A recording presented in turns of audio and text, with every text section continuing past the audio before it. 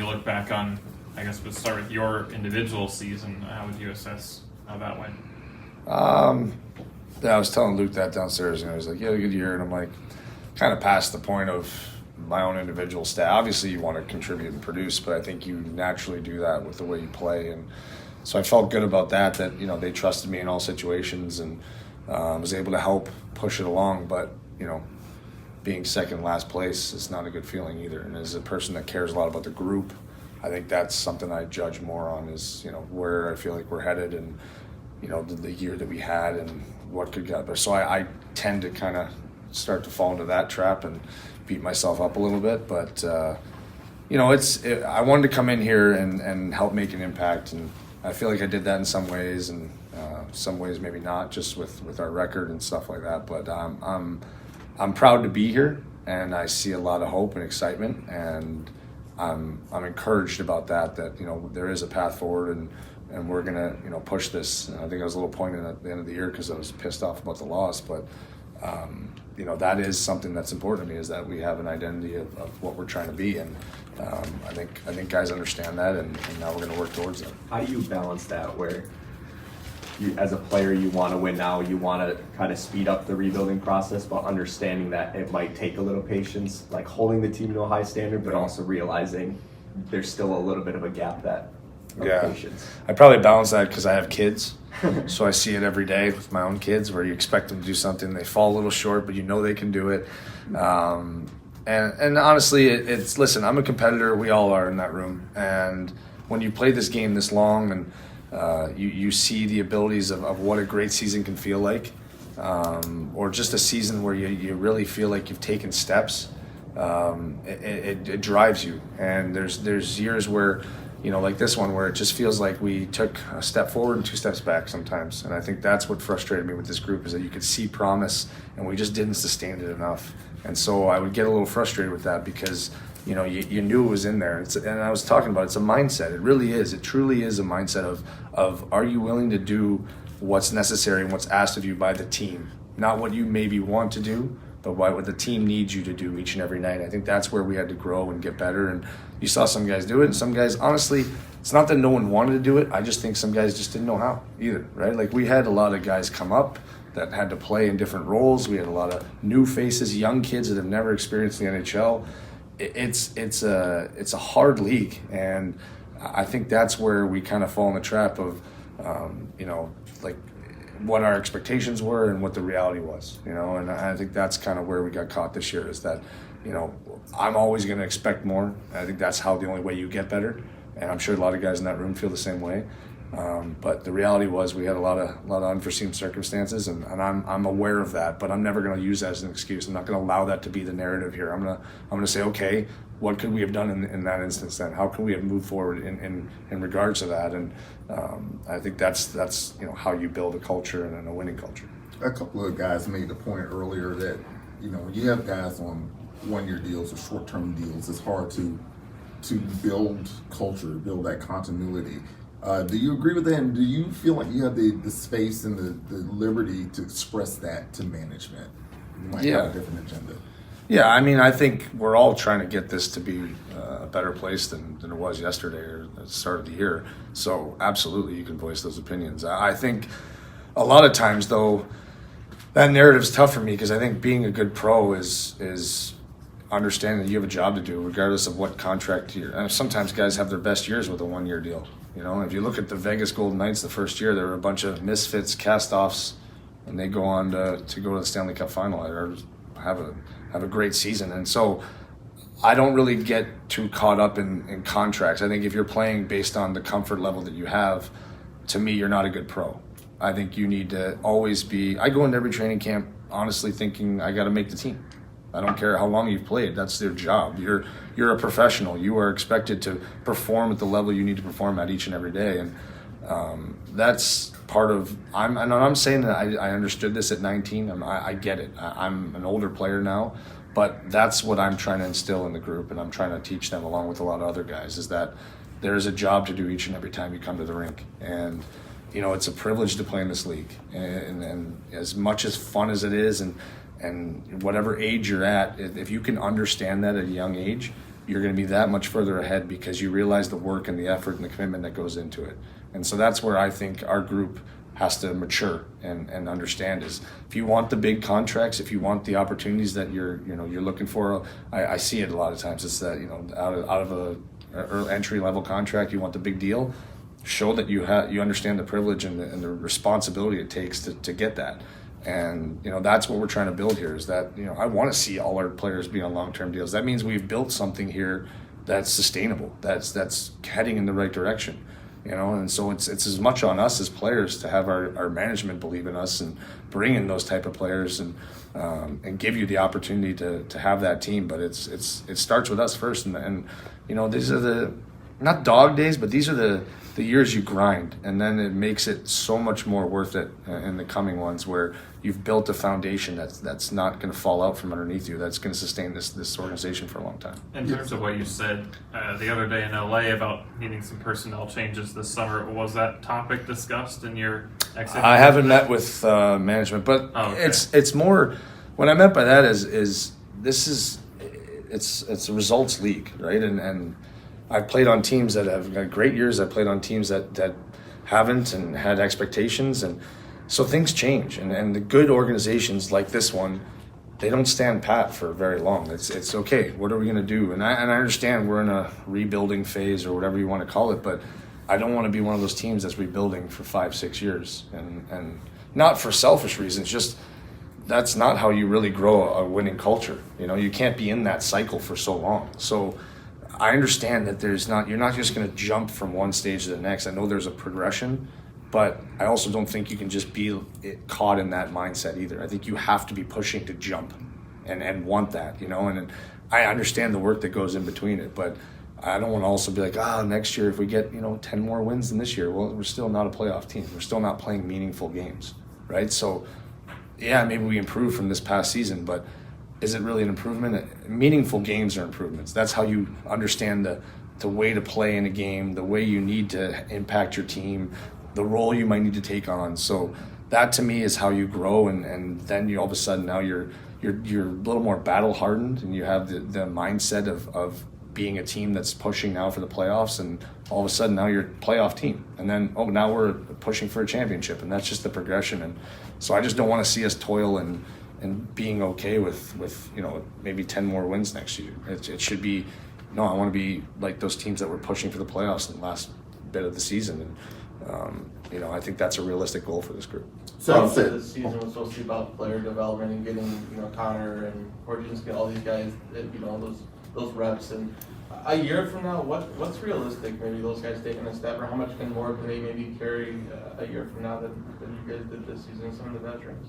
I think they've learned how hard this league is, and I think they've learned a lot about themselves and what they need to take into a summer to get bigger, stronger, faster, better, which is a great sign for us with Connor. And I know we call it the Connor Bedard era, but I also call it the start of Alex Vlasic era too, and what he's done for our team already, and Korchinski. And so I think that's maybe the silver lining in this year is those guys have really gotten a lesson in how ugly it can be sometimes, and hopefully they're motivated by that to not allow that to be the norm here. And what can they do to become better versions of themselves, just like all of us veteran guys or the people that are going to be here are looking to do, And I think any young player, I hope they're walking away from a season of man, I can do this a lot better. That's the way.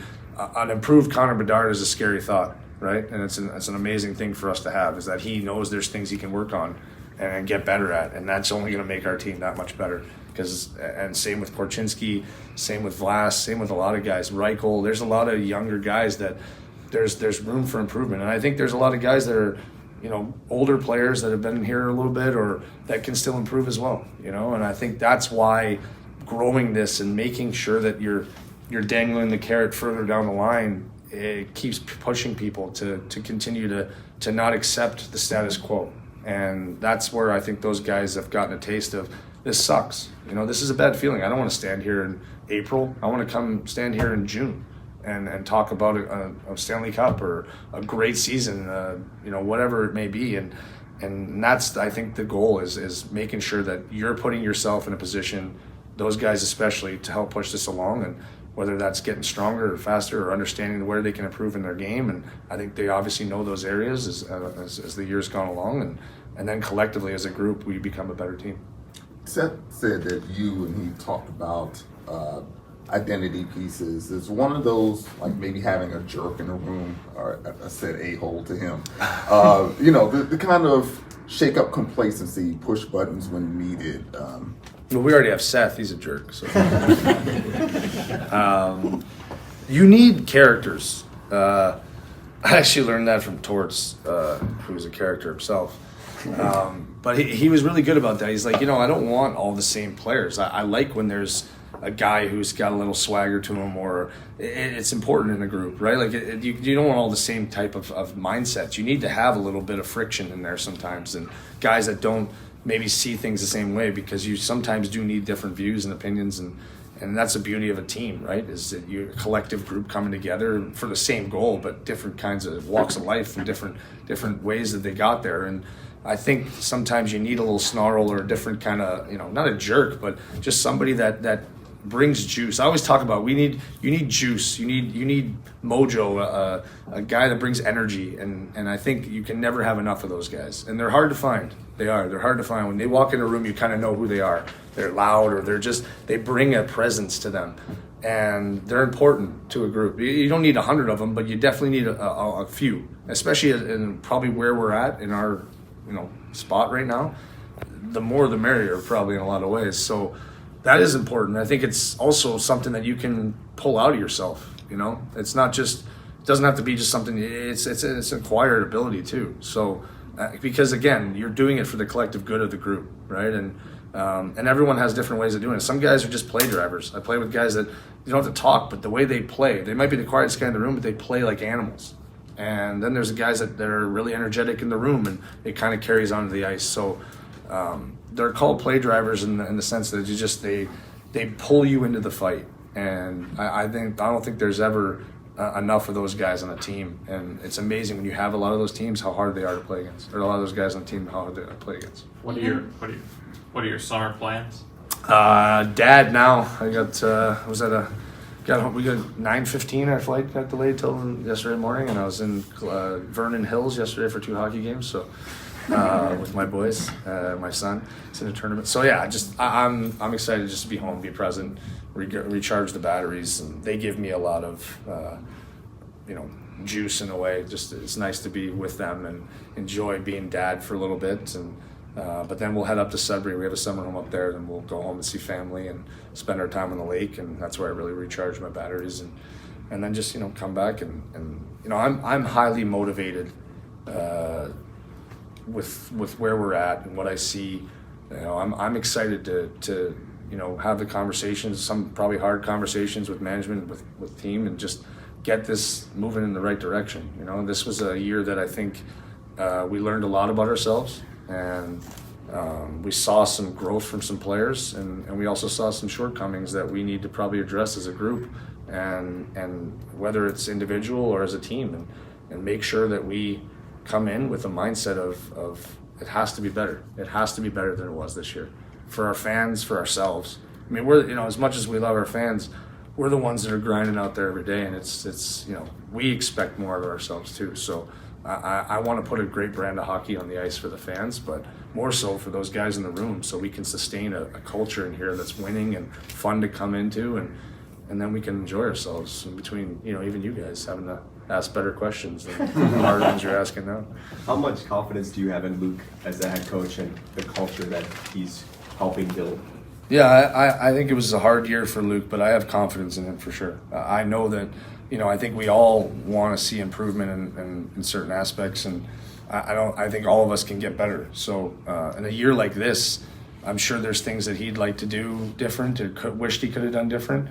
But I think for the most part, I think he's done a good job of giving us what we need to do in order to be successful. I think there's always areas that you want to improve when you're second to last place, but for the most part, I know Luke's heart, and I know what he's trying to do for our group, and now we just have to make sure we manifest that a little bit more. Are players held accountable? Our players? Yeah. I think that's always an area you can do a better job in, though. I think that's something that accountability starts from the top and then works its way down, and then it's the players can hold each other accountable because of that. So I do think there's an area that we can grow there. And accountability is tough because sometimes they're hard conversations. And I will say that this year, I don't know if we were ready to be as accountable as we needed to be with a lot of things that went on. There's almost so many other things that we had to worry about as opposed to that. But I think that is one of the areas that has to improve and will improve because there is a standard now of this can't happen. And when you have that mindset that everyone believes that, then you just don't allow yourself to fall backwards. And that's where our group has to understand and get to, is that the standard here has to go way up. And that's from everybody, top to bottom, players, staff, personnel, coaches, everybody. And if we have that mindset, then the accountability almost takes care of itself. But it's one of the most important things in a culture and a team, and the greats have it. Even though it's been a tough season, there's always great moments, no matter what. What has been your favorite moment this year? Oh, man. I don't know. I mean, there's things within the room that it's fun to see, and I think just rallying around guys at certain points this year. Yeah, I don't know. Even just the first home game was an unbelievable experience too. And I know we didn't win, but just I think Connor scored first goal within minutes, and the place went crazy. So that one sticks out for sure. You know, and yeah, just little things along the way. But I mean, it's hard to really be nostalgic about that this year, because there's a lot of things that I'm looking at already as I'm already almost in next season, as bad as that sounds, and the way I'm thinking and just where my head's at is I'm very appreciative and I'm really excited to be a Chicago Blackhawk, and I think I've made that known. But I want to see the Chicago Blackhawks where I expect us to be, you know, and I think the fans do too. And I know that's going to take time, but that's where my head's at, is just that I want to get this to a place where the UC's rocking every night, and when we walk into a building, everyone knows it's the Chicago Blackhawks coming to play, you know, and so that's where, you know, my mind goes already. But yeah, I'm definitely appreciative of the group. And I know I say all this, but I genuinely love the group of guys. You know, I think that's something that's important to mention, is it's a good group in there. It's you know, it's nothing to take away from every guy. They gave their absolute best, in my opinion, but it wasn't good enough. And that's what I mean by changes have to be made. And so I give everyone a ton of credit in a tough year.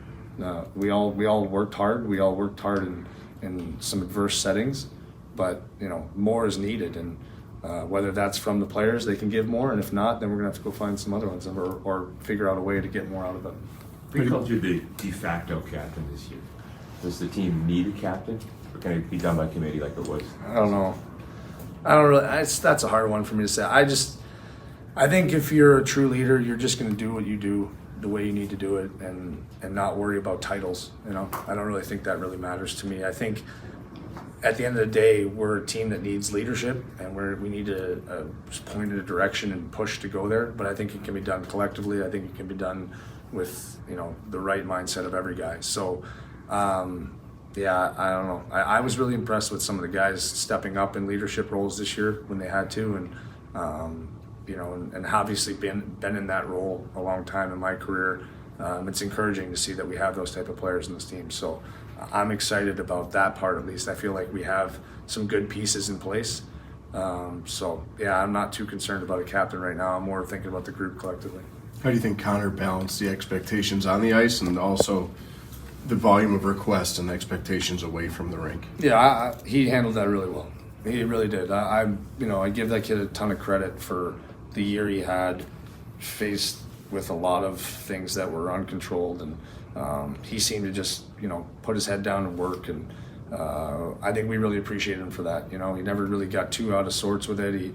He just kept coming to the rink. You can tell he loves the game of hockey, and I think the biggest thing for him is just, you know, making sure he finds that joy each and every day, and not getting too caught up in his expectations or other people's expectations, and just being the best version of Connor that he can be every day. And I think that's what the guys appreciate about him. He's always trying to be, you know, a better version of himself, and it's impressive at a young age that he's got that already dialed in. So yeah, I give him a ton of credit for the way he's handled this year, and I look forward to him taking a big step next year too. You know, I think that's what's exciting, is I still think there's a lot in Connor that is still raw and can be developed, and that's a pretty scary thought, you know, and what he's able to accomplish already at 18. So, you know, the good news is he's the type of guy that doesn't get too caught up in anything. He's moving ahead, and I'm excited to see a 19-year-old Connor Bedard.